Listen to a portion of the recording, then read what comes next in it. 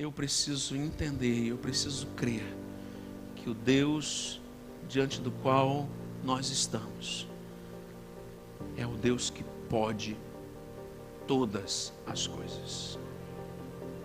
E se Ele pode todas as coisas, o que está faltando para a gente vivenciar todas as coisas em Deus? Eu vou convidar você, meu querido, a abrir a sua Bíblia no primeiro livro de Samuel, capítulo 1. Essa história que é bastante conhecida e que envolve a vida de uma mulher que desejava ser mãe, que especialmente dentro da cultura onde ela estava inserida, ser mãe, além de todo o valor e significado afetivo da maternidade, do privilégio de gerar uma vida, havia também nessa perspectiva de ser mãe um valor social, né? Um valor social. A mulher que tinha filhos, ela era considerada uma mulher especial, uma mulher abençoada, assim como o homem, mais ou menos como o pastor Sidney já contou para nós aqui, né? Que quando ele chegou na aldeia indígena para ser missionário, e ele, recém-casado com a pastora Raquel, eles não tinham filhos, naturalmente, os primeiros anos ali eles não tinham filhos, e ele tinha um relacionamento bom com os homens na aldeia, mas no fundo, os homens da aldeia achavam que o Sidney era meio fraco, né, Sidney? Era meio fraco, meio fajuto, era um homem meio fajuto, porque não tinha filhos, né?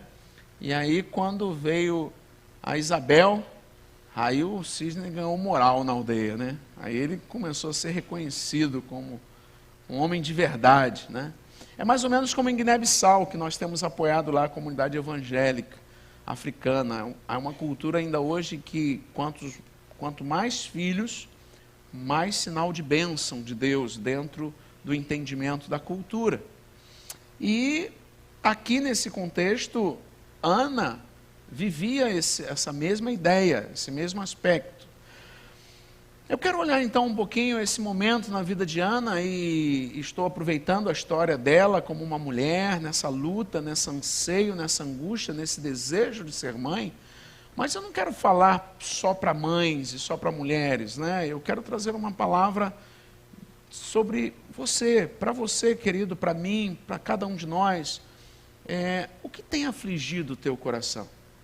O que tem angustiado a tua alma? Eu quero dizer para você nesta noite, querido, que eu creio firmemente que se Deus trouxe você aqui, Deus tem um renovo para o seu coração nesta noite. Deus tem uma palavra de esperança para você. Deus tem uma palavra de esperança para a sua vida, né? Ou você que está na internet, ou vai estar ouvindo essa mensagem em outro momento, eu creio e eu oro para que no momento que você esteja acompanhando e refletindo nessa palavra, Deus use essa palavra para trazer um renovo para o seu coração, um renovo para a sua alma. E se eu posso dar um tema para a mensagem desta noite, eu quero dar o tema da tristeza à alegria, da angústia à paz, da desesperança à esperança. Se eu posso dar um tema para essa noite, eu diria: como experimentar a transformação de um coração que chora para um coração que canta de alegria, que celebra de alegria. Então vamos acompanhar a leitura. Eu sei que é uma história conhecida, mas ao lermos o texto, a gente sempre vai recebendo algo novo da parte de Deus. Capítulo 1 de 1 Samuel. Havia certo homem de Ramataim, Zufita, dos montes de Efraim, chamado Eucana, filho de Jeroão, neto de Eliú e bisneto de Tou, filho do Efraimita Zufi. Ele tinha duas mulheres, uma se chamava Ana e a outra Penina. Penina tinha filhos, Ana, porém, não tinha. Todos os anos esse homem subia de sua cidade a Siló, para adorar e sacrificar ao Senhor dos Exércitos. Lá Ófine e Finéias, os 2 filhos de Eli, eram sacerdotes do Senhor. No dia em que Eucana oferecia sacrifícios, dava porções à sua mulher Penina e a todos os filhos e filhas dela. Mas a Ana dava uma porção dupla, porque a amava, apesar de que o Senhor a tinha deixado estéril. E porque o Senhor a tinha deixado estéril, sua rival a provocava continuamente, a fim de irritá-la. Isso acontecia ano após ano. Sempre que Ana subia à casa do Senhor, sua rival a provocava, e ela chorava e não comia. Eucana, seu marido, lhe perguntava: Ana, por que você está chorando? Por que não come? Por que está triste? Será que eu não sou melhor para você do que 10 filhos?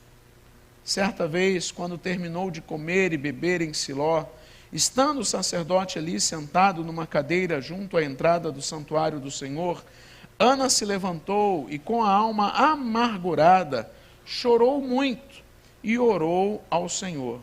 E fez um voto, dizendo: Ó Senhor dos exércitos, se tu deres atenção à humilhação de tua serva, te lembrares de mim, e não te esqueceres de tua serva, mas lhe deres um filho, então eu o dedicarei ao Senhor por todos os dias de sua vida, e o seu cabelo e a sua barba nunca serão cortados. Enquanto ela continuava a orar diante do Senhor, Eli observava a sua boca. Como Ana orava silenciosamente, seus lábios se mexiam, mas não se ouvia a sua voz. Então Eli pensou que ela estivesse embriagada e lhe disse: Até quando você continuará embriagada? Abandone o vinho. Ana respondeu: Não se trata disso, meu senhor. Sou uma mulher muito angustiada. Não bebi vinho, nem bebida fermentada. Eu estava derramando minha alma diante do Senhor. Não julgues tua serva, uma mulher vadia. Estou orando aqui até agora, por causa de minha grande angústia e tristeza. Eli respondeu: Vá em paz, e que o Deus de Israel lhe conceda o que você pediu. Ela disse: Espero que sejas benevolente para com tua serva. Então ela seguiu o seu caminho, comeu, e seu rosto já não estava mais abatido. Na manhã seguinte, eles se levantaram e adoraram o Senhor. Então voltaram para casa em Ramá. Eucana teve relações com sua mulher Ana, e o Senhor se lembrou dela. Assim, Ana engravidou, e no devido tempo deu à luz um filho, e deu-lhe o nome de Samuel, dizendo: Eu o pedi ao Senhor. Amém, queridos? Irmãos, tente acompanhar comigo aqui um pouquinho, use a sua imaginação, tente ser criativo e se colocar no lugar desta mulher.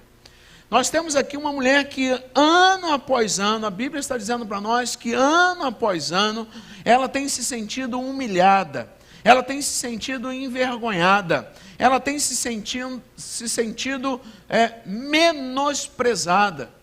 Ano após ano, nesse conflito familiar, numa cultura onde o casamento com mais de uma mulher é permitido, geralmente o ambiente familiar é muito complexo, muito difícil. Pode parecer uma coisa bacana, pode parecer uma coisa moderna, pode parecer uma coisa interessante. Tem já há no Brasil um movimento para se autorizar o casamento poligâmico, né, com vários pares, com vários membros, só que é um grande engano, é um grande engodo. Eu estive agora em Guiné-Bissau e o pastor Simão, ele mora ao lado de uma família de segmento muçulmano, em que o marido é autorizado pela cultura do país e pela cultura islâmica a ter até 4 esposas, e aquele vizinho do pastor Simão, ele tem 4 esposas, e é um ambiente muito complexo. Para vocês terem uma ideia, ninguém come separado, todos comem juntos. Sabe por quê? Porque tem medo de um envenenar o outro. Uma mãe tem medo que a outra mulher envenene a comida dos seus filhos. Por quê? Porque é uma questão de herança, É uma questão de recursos, é uma questão de dinheiro, que vai ficar mais para um filho e menos para o outro. Então, sempre que, por algum motivo, algum dos membros da família precisa comer num horário separado, a outra mulher tem que vir sentar junto e comer junto, para que não haja o risco de que um envenene o outro. Você imagina uma casa em que se vive assim? Se isso é ser moderno, eu quero ser o mais antigo possível. Isso sem falar nas sogras, né, gente? Porque 4 esposas são 4 sogras, né? Tem um complemento a mais. Irmãos, Ana, ano após ano, sofria essa angústia. Seu coração pesado. E pode parecer que ela não teria motivo para isso. Na verdade, o seu marido achava que ela não tinha motivo para estar angustiada. Porque, mesmo sem ter filhos, ele a amava tremendamente. É uma mulher que ela era muito amada pelo marido. E, contrariando a tradição, ele dava a ela porção dobrada, que era algo que se daria à mulher com filhos. Então ele a honrava, ele a respeitava, ele a admirava, ele a amava, ele era apaixonado por Ana. Só que, do mesmo jeito, ela continuava com angústia. E parece que é assim que acontece com você, né, querido? Você tem uma dor aí na sua alma, você tem aflições no seu coração, que as pessoas que estão ao seu redor não conseguem entender. Ninguém consegue entender. Ninguém consegue compreender. Você tem tudo. Você tem um bom casamento, você tem uma boa casa, você tem filhos, você tem uma boa mãe, você tem um bom pai, você tem pessoas que te ajudam, você tem estudo. Quantas vezes você já ouviu pessoas dizerem para você, mas você tem um bom trabalho e está assim, você tem uma boa família e está assim, você tem dinheiro e está assim. Parece que ninguém consegue entender, e sim, as pessoas não conseguem entender, porque a angústia é sua, a dor é sua, ela está dentro de você, ela perturba você, ela inquieta a sua alma, ela aflige o seu coração. Muitas vezes nós nos vemos exatamente como Ana. Tínhamos tudo para estarmos aparentemente bem, mas falta alguma coisa. Falta algo. Falta aquela expectativa que vem sendo frustrada ano após ano. E não é à toa que Provérbios diz que o sonho adiado adoece a alma. Algo que a gente anseia, que a gente deseja, que a gente espera e não se cumpre, não acontece, não ocorre. Como isso rouba a nossa paz, como isso rouba as nossas energias, como isso rouba o nosso prazer de viver. Dia após dia, ano após ano, Ana chorava. Eu fico imaginando quantos momentos de choro, quantas noites de lágrima. Eu fico imaginando quando ia chegando a data de descer até o templo para oferecer o sacrifício, para fazer as celebrações. Eu fico imaginando como que Ana se sentia naqueles dias. Ter que preparar a bolsa da viagem, ter que separar as roupas para ir com o seu marido. Não é à toa que ela está com um semblante abatido, o semblante caído.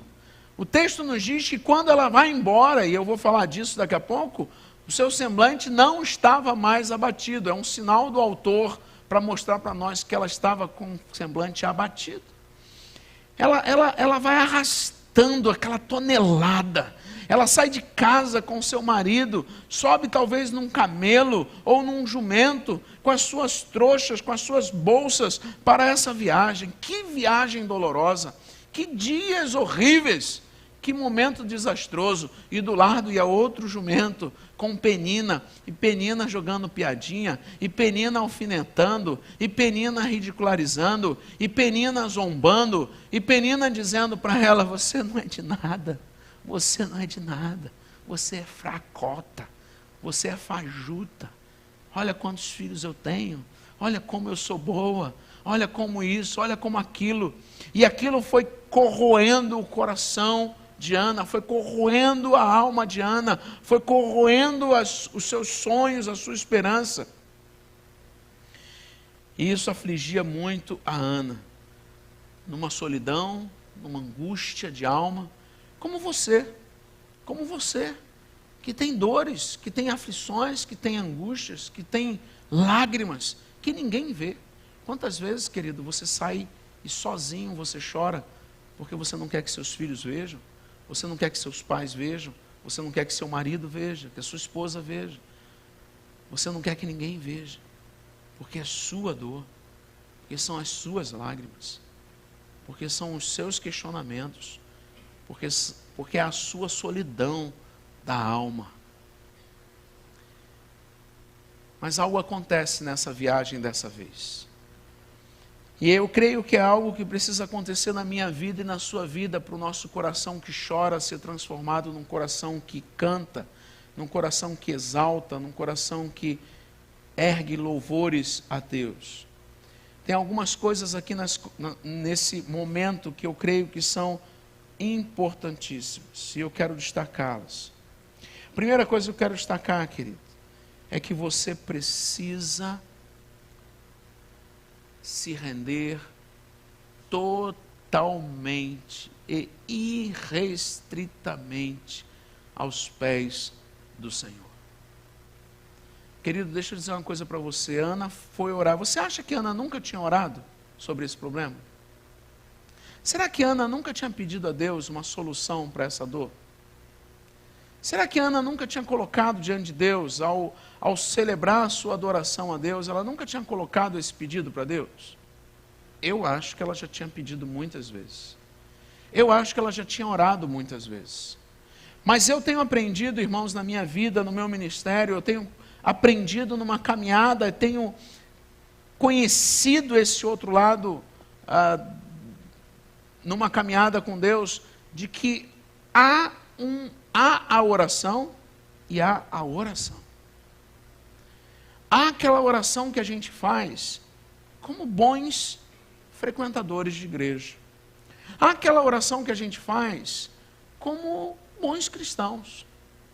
A gente aprendeu a orar. A gente aprendeu que a gente precisa chegar para Deus e colocar nossos pedidos. Mas a gente faz assim, né? Senhor, em nome de Jesus, me ajuda com aquele problema que eu tenho, com aquela luta que eu tenho, a doença do meu filho, a necessidade que eu tenho, em nome de Jesus, amém. Aí orei ali 30 segundos e aí agora eu vou para a internet pesquisar a solução e eu fico desesperado, e eu fico aflito, e eu perco o sono, e eu começo a tomar diazepam, porque a ansiedade está grande demais, e eu começo a ter que me encher de um monte de coisa, porque eu não estou confiando, eu não consigo ver a resposta. Nós precisamos começar a conhecer uma outra dimensão da oração, querido. A dimensão de uma oração, de um coração que se quebra diante de Deus. Um coração que se rende totalmente diante de Deus. Um coração que se derrama totalmente diante de Deus, a ponto do líder religioso, de Eli, que está ali observando, não entender o que está acontecendo com aquela mulher. Porque as pessoas que chegavam ali para adorar, para cultuar, para ofertar, nunca oraram daquele jeito. Não oravam daquela maneira. As pessoas cumpriam um ritual, uma cerimônia, mas aquela mulher, ela chega e ela se rasga diante de Deus, ela chora diante de Deus. Eu fico imaginando os soluços daquela mulher, eu fico imaginando as lágrimas descendo, eu fico imaginando os gestos dela orando, e Eli está olhando aquilo, não está entendendo nada, e ela soca o chão, e ela fala, mas não sai som, e ela expressa, e as lágrimas descem, e ela bota a mão na cabeça, e ela bota a mão no coração, e ela levanta a mão para o céu, e ela fala com Deus, e ela fica quieta, e ela fica parada, e ela, eu não sei o que ela está fazendo, mas algo chama a atenção de Eli. Sabe o que ela está fazendo? Ela está se derramando incondicionalmente a Deus. Ela está dizendo assim: Senhor, é tudo ou é nada. Senhor, ou eu te conheço ou eu te conheço. Chega de brincar de crente, chega de brincar de igreja, chega de brincar de ir ao culto, chega de dizer que eu sou crente, chega de usar a Bíblia como desodorante. Eu carrego a Bíblia de casa para a igreja, da igreja para casa, chego em casa, jogo em cima de uma mesa, não abro, não leio, não medito, não oro, não entrego, não confio e não recebo. Aquela mulher, ela está dizendo para Deus: Deus, chega. Chega de simplesmente cumprir um ritual, chega de simplesmente visitar um culto, chega de simplesmente ir a uma celebração, chega de ir para um culto e porque cantou uma música a mais eu já estou reclamando porque está demorando, chega porque eu vou para o culto e se o pastor está falando um pouquinho mais eu já estou olhando o relógio, mas quando acaba o culto eu chego em casa e ligo o Fantástico e fico até meia-noite vendo televisão. Chega de fingir que eu sou crente, chega de fingir. Eu fico imaginando Ana dizendo para Deus assim: Deus, eu venho aqui ano após ano, desde que eu casei, eu estou com 15 anos de casada, eu estou com 10 anos de casada, há 10 anos que eu peço, há 10 anos que eu me derramo diante do Senhor, há 10 anos que eu falo e nada acontece, alguma coisa está errada. Eu fico imaginando Ana orando desse jeito, eu fico imaginando Ana dizendo para Deus: Deus, chega, não é assim que vai acontecer, não é assim que eu quero mais, eu não quero simplesmente passar pela igreja, eu não quero simplesmente cumprir um ritual, eu não quero simplesmente cumprir um cronograma, eu não quero simplesmente ouvir coisas bonitas, e eu estou cansada, Deus, eu estou cansada de ouvir a história dos meus antepassados, ouvir a história que o Senhor fez, que o Senhor operou, que o Senhor libertou, que o Senhor transformou. E hoje, Senhor? E hoje? O Senhor não faz mais? O Senhor não opera mais? O Senhor não liberta mais? O Senhor não transforma mais? Ah, irmãos, eu posso imaginar tantas coisas na oração dessa mulher. Porque eu creio, irmãos, que se dói de verdade, eu preciso entender, eu preciso crer que o Deus diante do qual nós estamos é o Deus que pode todas as coisas. E se Ele pode todas as coisas, o que está faltando para a gente vivenciar todas as coisas em Deus? Então, querido, eu tenho aqui o exemplo de uma mulher que ela se derrama incondicionalmente, irrestritamente, totalmente aos pés do Senhor. Para dar um basta. Mas a segunda coisa que eu quero dizer, querido, é que essa mulher entendeu que mais do que o prazer dela, se Deus iria operar algo na vida dela, se Deus iria fazer um milagre, se Deus iria dar uma bênção a ela, se Deus iria mudar aquela história, mais do que aquilo ser feito para o benefício dela, precisava ser para a glória de Deus. Então, na sua oração, ela coloca um ingrediente quando ela diz: Deus, se o Senhor me der esse filho, ele vai viver para o Senhor. Eu vou consagrá-lo ao Senhor, eu vou entregá-lo ao Senhor, eu vou colocá-lo diante do Senhor. Ele vai viver na tua presença, ele vai ser nazireu, ele não vai cortar o cabelo nem a barba, ele vai ser uma testemunha constante. Eu o dedicarei ao Senhor por todos os dias de sua vida. E não é à toa que seu filho Samuel se torna o grande profeta de Israel. Em algum momento no processo, ela entendeu que, Senhor, mais importante do que eu é a tua glória. Mais importante do que a bênção para mim é o teu nome ser exaltado. É que o teu reino cresça. É que haja um novo discípulo teu. Parece até estranho, porque ela tinha essa aflição, ela precisava desse filho. Penina tinha filhos e estavam na casa com eles, e de repente ela tem um filho tão esperado, tão sonhado, tão almejado, e quando esse filho desmama, ali nos primeiros talvez um ano e meio, 2 anos, ou 3 anos talvez, ela vai e leva ele para a casa do Senhor e volta para casa sem filho. Está resolvido o problema. O filho não era para ser um bibelô para ela, o filho não era para ser um Deus na vida dela. Sabe, querido, aquela mulher em algum momento ela entendeu que as bênçãos do Senhor não podem ser maiores do que o Senhor da bênção. Em algum momento aquela mulher entendeu, Ana entendeu, que se Deus ia dar algo a ela, se Deus iria dar aquele filho, se Deus iria resolver aquele problema na mente, no coração dela, aquilo precisaria ser retornado a Deus em adoração. Então, querido, deixa eu dizer uma coisa para você. Se você tem expectativas com Deus, se você tem expectativas na tua alma, no teu coração, no teu íntimo, comece a entregar isso para o Senhor totalmente. Você está disposto? Você está disposto a entender que se Deus fizer o milagre que você tanto clama, esse milagre precisa ser entregue a Deus? Você está disposto a entender que se Deus resolver, ou se Deus abrir a porta, ou se Deus mudar a história, ou se Deus der a direção, ou se Deus apaziguar o seu coração, o que Ele espera de você é um total retorno da sua vida para a glória dEle? Será que você está entendendo isso? Será que você já entendeu isso? Porque muitos de nós estamos preocupados apenas com o nosso bem-estar. E nós temos a expectativa do cuidado de Deus, do milagre de Deus, do favor de Deus, mas temos a expectativa para nós. Só que Deus fala assim: tá bom, meu filho, eu vou te dar, mas o que você vai fazer com isso para a minha glória?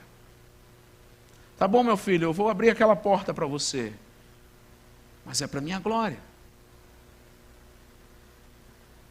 Eu vou te ajudar naquela questão, mas é para a minha glória. Eu vou trazer paz para você nessa aflição. E o que você vai me dar de retorno? Não que haja aqui, não quero passar com isso, nenhuma ideia de um Deus chantagista, ou um Deus que fica fazendo barganha, mas sim uma compreensão clara de que nós estamos diante de Deus. Deus é o soberano Senhor. E jamais o que Ele faz por mim, o que Ele me dá, pode tomar o lugar dele na minha vida. É por isso que quando Deus deu Isaque a Abraão, antes de Deus começar efetivamente dar continuidade na promessa de fazer de Abraão uma grande nação a partir de Isaque, que viria a sua descendência e surgiria ali logo em seguida Jacó e viria o povo de Israel e aí por diante. Antes de Deus permitir o desdobramento da história, o que Deus faz para Abraão? Eu quero que você sacrifique Isaque no altar. Eu quero que você pegue Isaque, leve lá no altar e sacrifique. Gente, quando a gente lê a história de Deus com Abraão, Deus abençoando Abraão primeiro com um milagre dele ter um filho quando não tinha mais nenhuma chance de ter. Depois Deus fala para ele: agora pega esse filho e mata ele para mim. Parece que a gente está lidando com um Deus doido. Parece que a gente está lidando com um Deus que não sabe o que quer. Era só deixar ele sem filho. A mulher era estéril. Ele já era velho de 100 anos. Diz a Bíblia que aos 100 anos ele já tinha adormecido no sentido do seu vigor sexual como homem. Por que Deus fez o milagre assim mesmo? E agora está mandando sacrificar no altar? Na verdade, era porque Abraão precisava estar convicto. Abraão precisava perceber plenamente que Isaque era uma bênção, Isaque era um presente, Isaque era um milagre, Isaque era o sonho dos sonhos realizado para Abraão e Sara, que Sara era estéril a vida toda, mas Isaque não era o Deus de Abraão. Você entende isso, querido? Muitas vezes nós não estamos vivenciando o favor de Deus, não estamos recebendo a direção de Deus, não estamos experimentando a ajuda de Deus, a resposta de Deus ao nosso clamor, porque nós ainda não entendemos, nós ainda não compreendemos que se Deus vai nos abençoar, e se estamos pedindo bênçãos ao Senhor, nada do que pedimos, nada do que alcançarmos, nada do que almejarmos ou conquistarmos pode ser maior do que Deus na nossa vida. Então cuidado, querido. Cuidado, que tem muita gente que passa a vida lutando para conquistar algo, e quando conquista, abandona Deus. Muita gente que passa a vida sonhando em entrar naquele curso que sempre sonhou, e na hora que passa no curso, não tem mais tempo de ir à igreja, porque tem que estudar. Passa a vida querendo comprar aquela casa de campo, aquela casa de praia, e é maravilhoso ter um lugar assim, poder passear e poder descansar. Mas quando compra, não consegue mais ter tempo para servir, para ajudar, para abençoar o próximo. Ou tantas outras coisas que vão se tornando prioridade e nunca conseguimos estar disponíveis para a glória de Deus. Isso é uma armadilha, isso é um perigo, e isso nos distancia cada vez mais do Senhor. Cuidado, querido, cuidado. Deus tem te abençoado tanto. O que você tem feito com as bênçãos de Deus para a glória de Deus?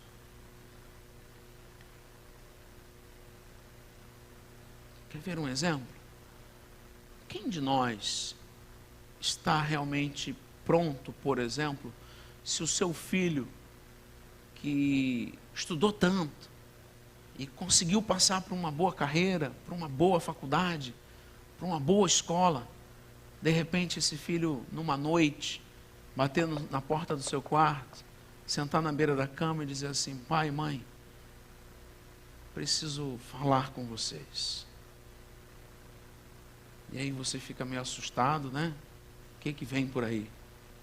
E aí esse filho fala assim para você: pai, mãe, eu não aguento mais, eu vou para o campo missionário. Você está pronto, pai? Você está pronta, mãe? Estou usando só como um exemplo, porque é um exemplo de tantos outros, de tantas outras questões, de tantas outras possibilidades. Mas o que eu quero chamar a sua atenção é: você está disposto a tudo que você tem, que você é, de mais valioso, consagrar ao Senhor? Hoje estamos no Dia das Mães. Mães que estão aqui, se o Senhor te pediu o seu filho, você está disposta a entregar?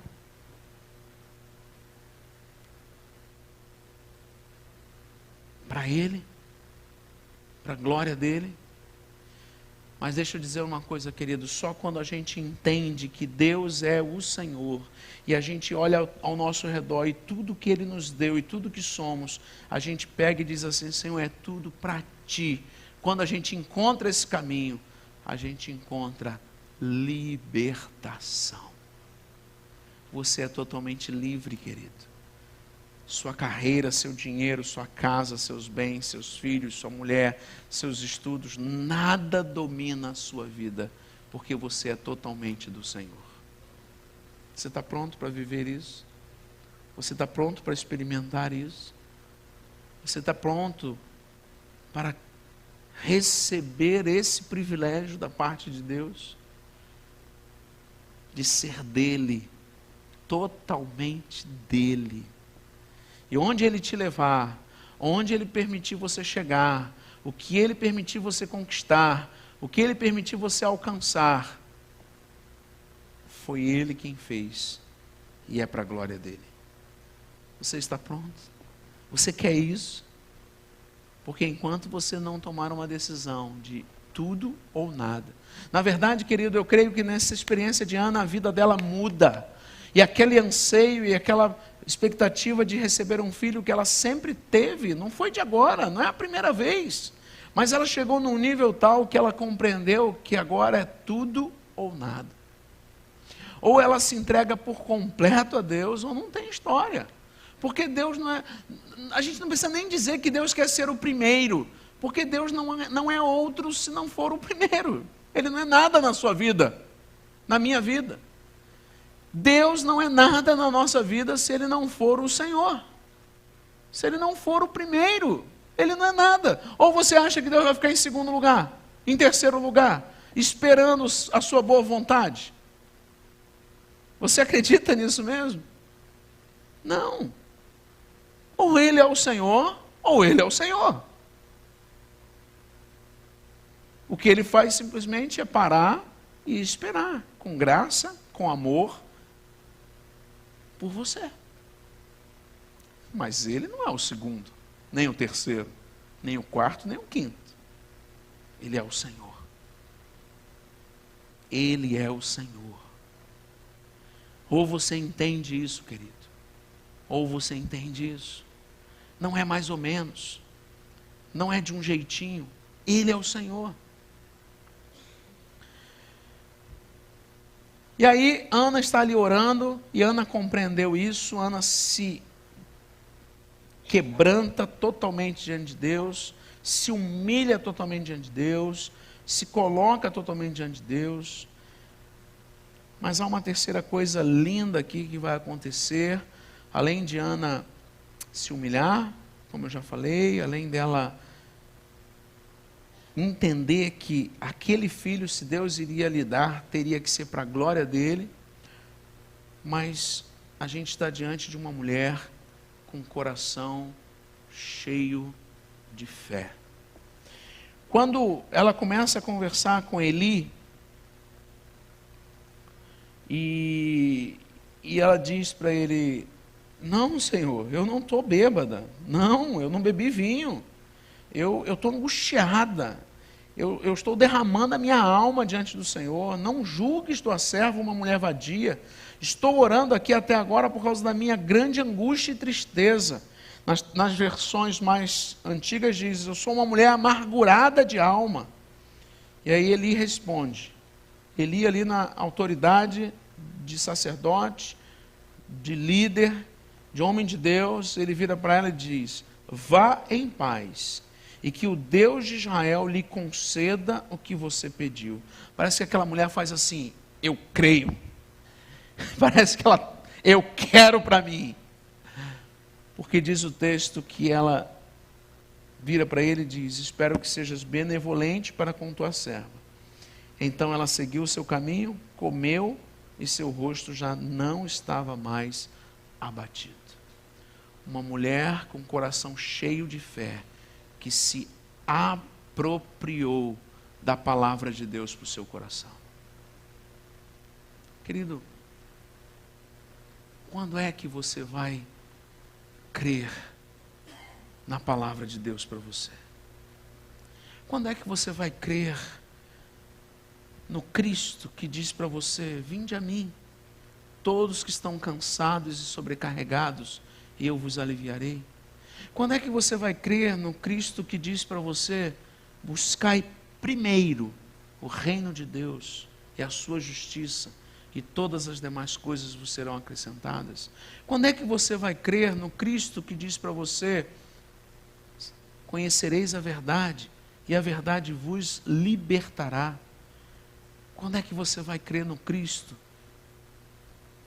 que garante que Ele veio para lhe dar vida e vida em abundância? Quando, querido? Quando? Quando que você vai ouvir isso e vai dizer assim: essa palavra é para mim, essa palavra é para mim, eu não estou aqui ouvindo coisas bacanas, eu estou ouvindo palavra de Deus? Irmãos, tenha muita certeza disso, muita certeza. Nós estamos diante de um Deus vivo. E quando nós estamos aqui, ou em casa, ou estudando a Bíblia, ou orando, ou meditando, Deus está falando conosco. Você precisa ouvir e colocar em prática. Não sejamos apenas ouvintes, mas praticantes da palavra. Ana, ela ouve, ela se apropria, ela guarda e ela muda imediatamente. Por quê? Porque quem crê, quem recebe, o que é fé? O que é fé? Como é que a Bíblia define fé para nós? Fé é o firme fundamento, é a certeza do quê? Das coisas que não se veem, mas que se espera. Das coisas que eu estou esperando, eu não vejo, eu estou esperando e eu tenho certeza. Eu tenho certeza que Deus fará. Se eu tenho certeza que Deus fará, eu tenho que me levantar diferente. Eu tenho que me levantar e eu tenho que caminhar com essa certeza. Senão não é fé. Se eu tenho certeza que Deus fará, eu tenho que assumir essa certeza. E é isso que Ana faz. Ela se levanta, ela come e o seu rosto está diferente. E ela chega lá do lado de Eucana e diz assim: e aí, maridão, vamos adorar o Senhor? O marido leva até um susto. O que houve com essa mulher? Ela estava chorando desde que a gente saiu de casa, ela só chora, abatida, desanimada. E aí elas foram lá, ela ajudou na adoração, ela deu a oferta, ela fez a celebração, e aí foram de volta para casa, e aí ela foi em cima do jumentinho cantando, rindo, e aí Penina tentou jogar piada, ela virou para Penina e falou: ah, você não sabe de nada. Aí na hora da parada, para beber água, para os jumentos beberem água, para ela lanchar com o marido, ela chega perto do marido, assim no ouvido, e fala assim: hoje tem. O marido leva um susto: o que está acontecendo? E aí diz o texto que ao chegar em casa, eles tiveram relação. E o que aconteceu? Ela engravidou. Mas ela engravidou, querido, no joelho. Ela não engravidou na cama com o marido. Você entende isso? Ela engravidou quando ela estava lá no joelho orando. Porque lá ela recebeu a bênção dela. E ela se apossou daquela bênção. E ela se levantou dali e disse: nada vai roubar isso de mim. Agora vai. Agora vai. E aí ela vai para casa. E ela já sorri. E ela agora já se posiciona como mãe. Ela não é mais a mulher estéril. Ela já se vê como mãe. Ela já se assume como mãe. Ela já se posiciona. Ela já celebra como mãe. E ela agora é só cumprir as etapas. Agora é só viver o processo. Agora é só passar pelos desafios. Agora é só manter a fé viva. Agora é só experimentar dia após dia o milagre de Deus. Porque se Ele prometeu, Ele é fiel para cumprir. Se Ele prometeu, Ele é fiel para cumprir. Você entende isso, querido? O que nós precisamos como igreja do Senhor é tomar posse. Tomar posse. Assumir uma postura. Crer de verdade. Crer de verdade naquilo que o Senhor fala para você. Seja em bens materiais, sejam em coisas, sejam em situações, mas sobretudo, querido, na sua vida com Deus, na sua dependência do Pai, no seu alinhamento com o céu, com o Senhor da sua vida. Desculpa eu falar assim, mas para de brincar de crente. Para de vir para a igreja e ler uma verdade, e aí quando sai na segunda-feira, essa verdade não serve mais. Para de ler que você tem que andar em santidade, e na terça-feira a santidade já não vale mais, porque o que você tem que se sair bem naquele negócio e tirar um dinheiro bom dali. Para. Entende? É um comprometimento de fé com esse Deus soberano que reina absoluto. E nessa dependência dele, nesse relacionamento com ele, nesse alinhamento com ele, eu vou avançar. Haja o que houver, o desafio que vier, as lutas que vierem, eu sei que meu Redentor vive. E ele é poderoso para guardar o meu tesouro até o dia final. E é nesse caminho que eu vou, e nesse caminho eu sigo, eu não olho para trás. Eu não vou virar estátua de sal. Eu não vou retroceder. Eu não vou olhar para trás como a mulher de Ló. Entende? O Deus de ontem é o mesmo Deus de hoje. E Ele está dizendo para você nessa noite, querido: eu posso transformar o seu choro em alegria. Mas você precisa se render totalmente a mim. Você precisa entender que esta alegria é para a minha glória. E você precisa crer. Crer de verdade. Crer para valer. Crer para viver plenamente.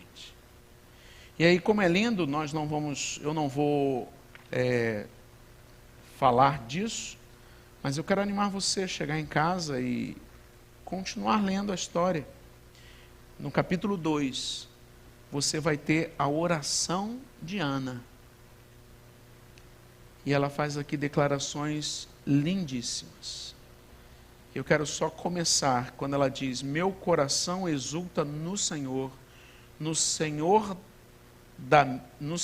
minha força é exaltada, minha boca se exalta sobre os meus inimigos, pois me alegro em tua libertação. Você lembra que eu falei agora há pouco? Quando você entende esse senhorio de Deus pleno e você se rende totalmente a Ele, o que você experimenta é libertação. Até porque, querido, e deixa eu terminar com isso,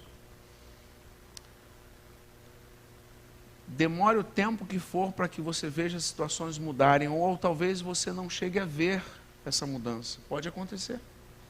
Mas se você sabe que Deus é o Senhor, e você crê nisso de maneira total e irrestrita, mesmo aquela situação difícil, ela para de ferir você, porque você sabe que ela está nas mãos do Senhor Todo-Poderoso.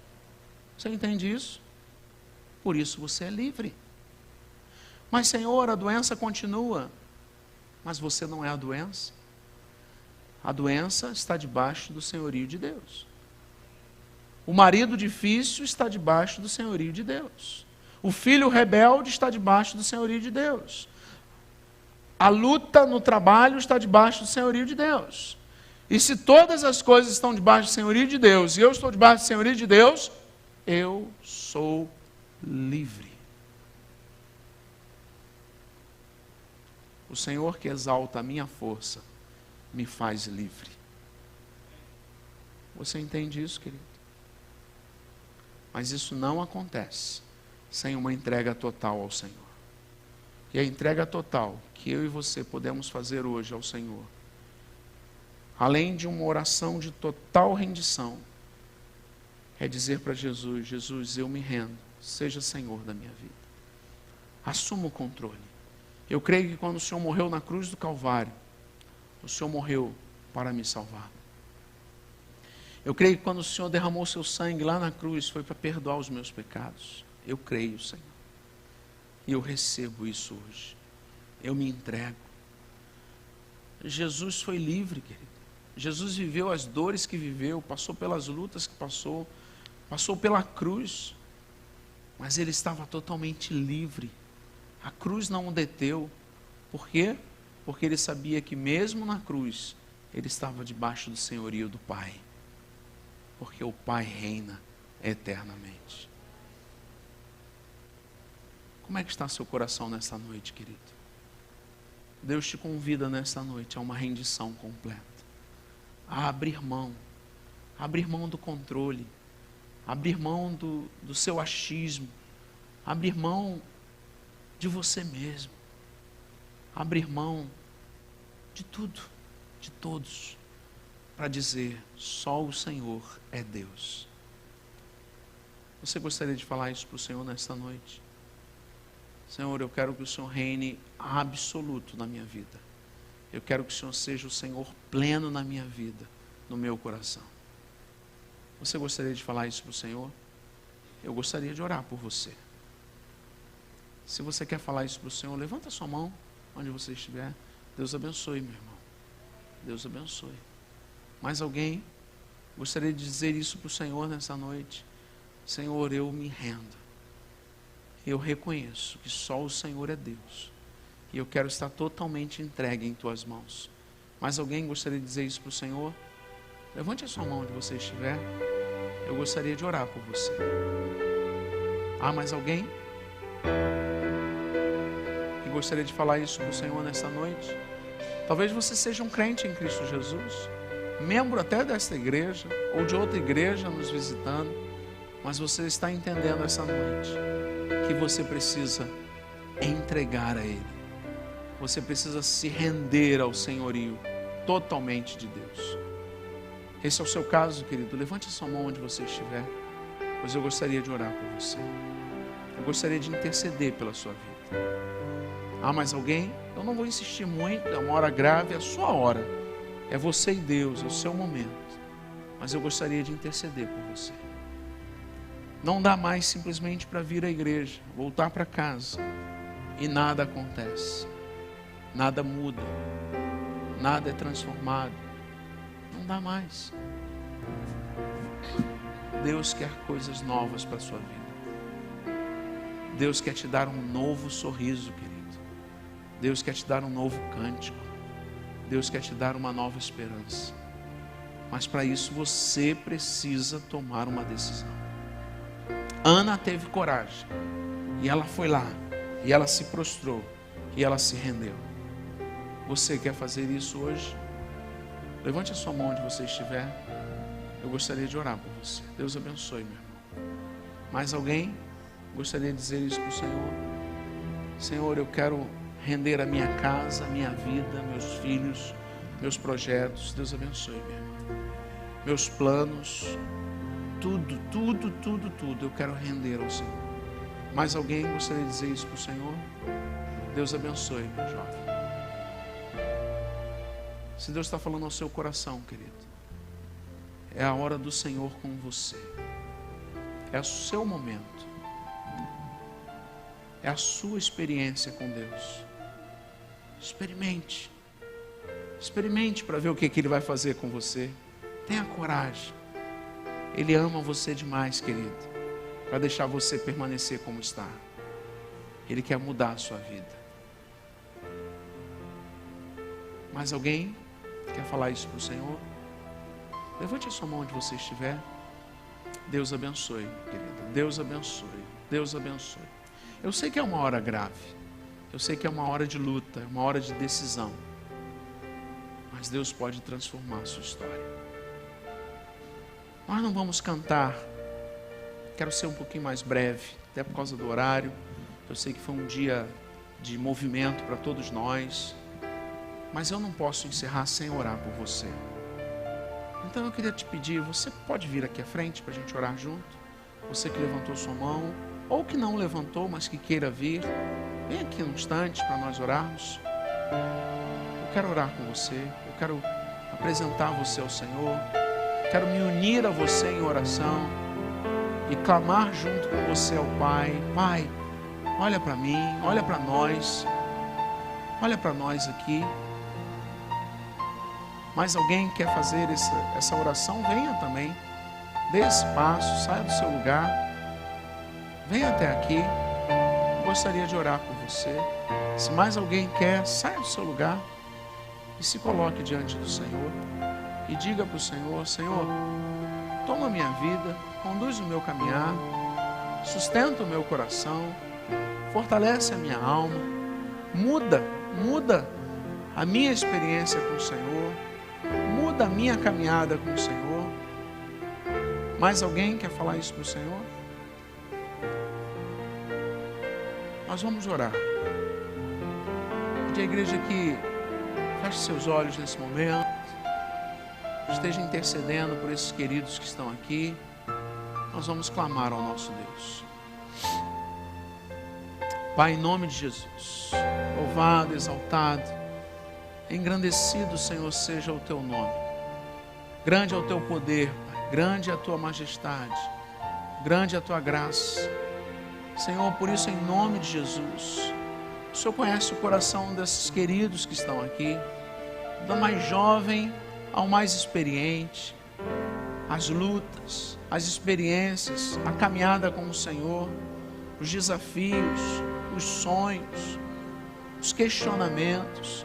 Senhor, Teus filhos estão aqui, diante do Pai. Abba, Pai, o Senhor é o nosso Deus amado. Como Ana, Senhor, como Ana, nós queremos derramar nosso coração diante do Senhor. Como Ana, nós queremos derramar o nosso ser diante do Senhor. Nós queremos colocar a nossa vida diante do Senhor. Nós queremos colocar as nossas dúvidas, as nossas crises, os nossos medos diante do Senhor. Ó Deus, só o Senhor pode mudar a nossa história. Só o Senhor pode mudar o nosso coração. Só o Senhor pode mudar o nosso pranto em alegria. Só o Senhor pode nos dar uma fé nova. Só o Senhor pode gerar em nós um filho novo. Só o Senhor pode gerar em nós um coração novo, um coração de alegria, um semblante restaurado, cheio de fé, cheio de esperança, cheio de certeza que o Senhor é Deus. O Senhor está no controle. Nada, absolutamente nada, foge ao Teu controle. Bendito seja o nome do Senhor, exaltado seja o Teu nome. Vem, Senhor, vem, Espírito de Deus, e toca os corações, dá certeza no íntimo, dá certeza na alma, que nós não estamos sozinhos. Nós não estamos sozinhos. O Senhor guerreia as nossas guerras. O Senhor olha para nós. O Senhor nos conhece. O Senhor nos fortalece. Bendito seja o nome do Senhor. Grande é o Teu nome. Grande é a Tua majestade. Ó Rei, soberano Deus e Senhor, domina em nossos corações. Em nome de Jesus. Em nome de Jesus. Em nome de Jesus. Em nome de Jesus. E agora, Pai, eu te peço que o Teu amor, a graça maravilhosa de Jesus, a consolação, o poder do Espírito Santo repouse sobre esses queridos aqui na frente, sobre a Tua igreja e sobre todo o Teu povo hoje e para todo sempre. Amém, amém e amém. Amém, querido. Siga em paz, igreja. Que Deus abençoe. Ele dê uma semana de bênção e de vitória em nome de Jesus.